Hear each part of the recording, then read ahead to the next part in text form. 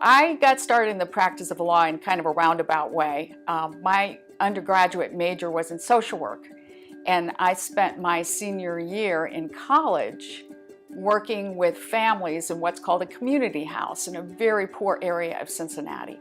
And I soon came to realize that a lot of what I needed to do to help them involved being able to read and interpret laws and figure out how they apply to families and how they can help families.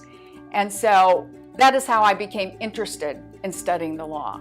And a lot of what I do is still helping families, many of whom do have not necessarily financial problems, but certainly there's a lot of emotional issues and psychological issues that come about in trying to work with families in creating their plans that work for them and their family. So I chose to practice in this area of law. Well, I should say I didn't really choose it. It chose me.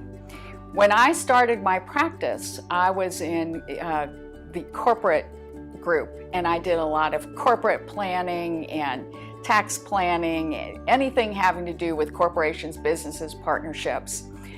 But what happened a few years into my practice is there was a recession. And as everybody knows, when recessions occur, the business work dries up. At the same time, the senior partner in the firm that I was working, who did all of our estate planning, died.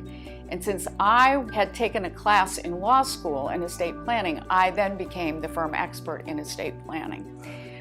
I, at first, was not really interested in doing it, but the more I did it, the more interested I became in the area. It actually became an area that when I had a choice a few years later to go back to corporate, I chose to remain in estate planning because I love the kind of work that we do and the relationships that we get to build.